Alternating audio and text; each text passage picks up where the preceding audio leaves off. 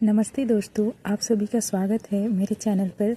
आज हम जानेंगे कि मसीह में होने के बावजूद भी क्यों हमारे काम रुके हुए हैं। क्या आपके मन में भी कभी ये सवाल आया है कि मसीह में होने के बाद भी मेरे काम क्यों रुके हुए हैं? क्या आपने कभी इसके पीछे के कारण को जानने का प्रयास किया है? अगर हाँ, तो चलिए जानते हैं कि इसके पीछे क्या कारण है। क्यों मसीह में होने के बावजूद भी हम पर अनुग्रह नहीं हो रहा है या फिर हमारे काम रुके हुए हैं। तो इससे पहले कि हम इसके बारे में समझें, हम जानते हैं कि पवित्र आत्मा जो होता है वो हमारे जीवन में कौन कौन से कार्य करता है।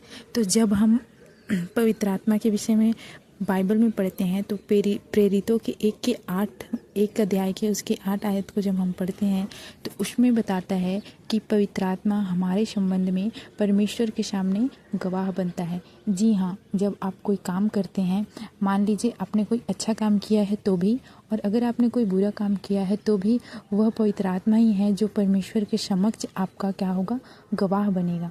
इसी के अनुरूप जब हम यूहन्ना 16 की 13 आयत को पढ़ते हैं तो उसमें पाते हैं कि पवित्र आत्मा हमें सत्य का मार्ग बताता है।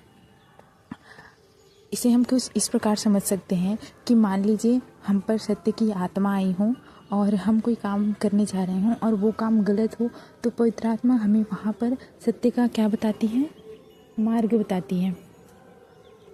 इसके आगे वह हमारी सुरक्षा करती है। पवित्र आत्मा हमारे संग संग रहती है और हमारे कामों के मार्गों को क्या करती है, खोलती है। तो चलिए, पवित्र आत्मा के कार्य को तो हमने जान लिया। अब हम देखते हैं कि हमारे काम क्यों नहीं बन रहे हैं।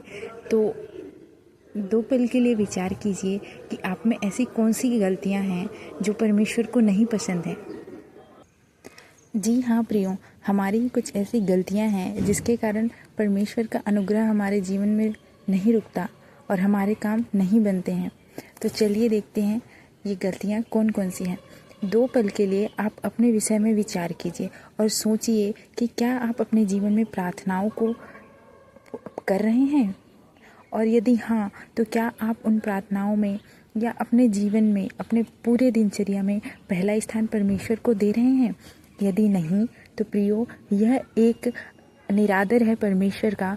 जब हम परमेश्वर को अपने जीवन में पहला स्थान नहीं देते हैं तो ये कहीं ना कहीं हमें हमारे पिता से दूर करता है। तो प्रियो, सोचिए, क्या आप सिर्फ दिखावे के लिए तो प्रार्थना नहीं कर रहे?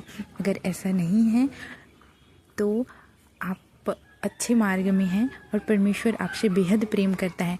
और अगर ऐसा है तो इसे आप सुधार सकते हैं। आप अपने जीवन में पहला स्थान दे दीजिए परमेश्वर को। मान लीजिए कि अगर आप कोई काम करने जा रहे हैं या आप कुछ खाने जा रहे हैं या आप छोटी से छोटी कोई भी चीज़ करने जा रहे हैं, तो वहाँ पे परमेश्वर का धन्यवाद कीजिए कि प्रभु धन्यवाद कि आपने मुझे इस योग्य समझा और मुझे ये स्थान दिया। जी हाँ प्रियो, ये होता है परमेश्वर को अपने जीवन में पहला स्थान देना। और एक और चीज़ कि आप प्रार्थना तो करते हैं पर आप प्रार्थना निरंतर नहीं करते हैं।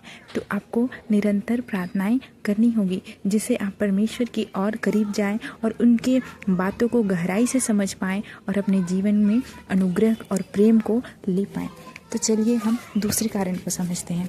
तो दूसरा कारण ये हो सकता है प्रियो कि आप या मैं या हम में से कोई भी कहीं ऐसा तो नहीं है कि हम परमेश्वर की आज्ञाओं का उल्लंघन कर रहे हैं। 2 पल के लिए विचार कीजिए प्रियो कि कहीं आप किसी भी रीति से, जाने में या अनजाने में, परमेश्वर की आज्ञाओं का उल्लंघन तो नहीं कर रहे हैं। विचार कीजिए कि ऐसी गलती आपसे अंतिम बार कब हुई थी। अगर ऐसी गलती आपसे हुई है तो प्रियो, इसके संबंध में आप परमेश्वर से क्षमा मांगे। हमारा पिता दयालु है, वो अवश्य ही आपको क्षमा करेगा। आज्ञाओं के संबंध में अगर मैं आपको समझाऊं तो आप इसे कुछ इस प्रकार समझ सकते हैं। मान लीजिए आप हमारे बाइबल में, मान लीजिए क्या है, बाइबल में तो लिखा ही है और बाइबल की लिखी हर बात सत्य है, तो हम इसे वचन से समझने का प्रयास करते हैं। बाइबल में लिखा है माता और पिता का आदर करना।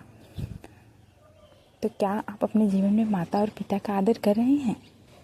अगर हाँ, तो ये बहुत अच्छी बात है प्रियो। और अगर नहीं तो इसी तरह आप अपने कमियों को देखिए कि आप कहाँ पर परमेश्वर के वचनों को, उनकी आज्ञाओं का पालन नहीं कर रहे हैं और उसको अपने जीवन में सुधारिए। चलिए हम बढ़ते हैं अपने दूसरे कारण की तरफ। तो दूसरा कारण ये हो सकता है प्रियो कि हम वचनों का अध्ययन ईमानदारी से नहीं कर रहे हैं और वचनों का पालन ईमानदारी से नहीं कर रहे हैं। तो इसको आप अपने जीवन में सुधारने का प्रयास करें। आप अपने जीवन में कोई एक ऐसा टाइम फिक्स करें जहाँ पे आप सिर्फ वचन पढ़ेंगे, बिना मोबाइल के और बिना किसी बिना किसी ऐसी चीज़ के जो आपको वचन से दूर भटकाए या बाइबल से दूर लेके जाए, ऐसे आपको वचन पढ़ना है। चलिए हम तीसरे कारण को समझते हैं। तो तीसरा कारण है कि क्या आप अपने कमाई में परमेश्वर के प्रति ईमानदार हैं? क्या आप अपना 10वां अंश परमेश्वर को ईमानदारी से दे रहे हैं? अगर हाँ तो ये बहुत अच्छी बात है, और अगर नहीं तो आप अपने जीवन में इसे सुधारने का प्रयास करें और परमेश्वर को अपने कमाई में भी पहला स्थान देना प्रारंभ करें। चलिए अब इसके एक अंतिम कारण को समझते हैं, जो कि है उपवास। क्या आप परमेश्वर के प्रेम और अनुग्रह को पाने के लिए अपने शरीर पर नियंत्रण करने का प्रयास करते हैं? क्या आप निरंतर उपवास में बने रहते हैं? अगर नहीं तो इसे सुधारिए और अपने जीवन को बदलने के लिए एक कदम लीजिए परमेश्वर की ओर और अपने उपवास के जीवन को बढ़ाइए। जब हम परमेश्वर की ओर एक कदम बढ़ाते हैं तो सचमुच वो अनुग्रह और दयालु खुदा, महान खुदा आपकी ओर 10 कदम बढ़ाता है प्रियो। आपको सिर्फ एक कदम बढ़ाने की देर होती है।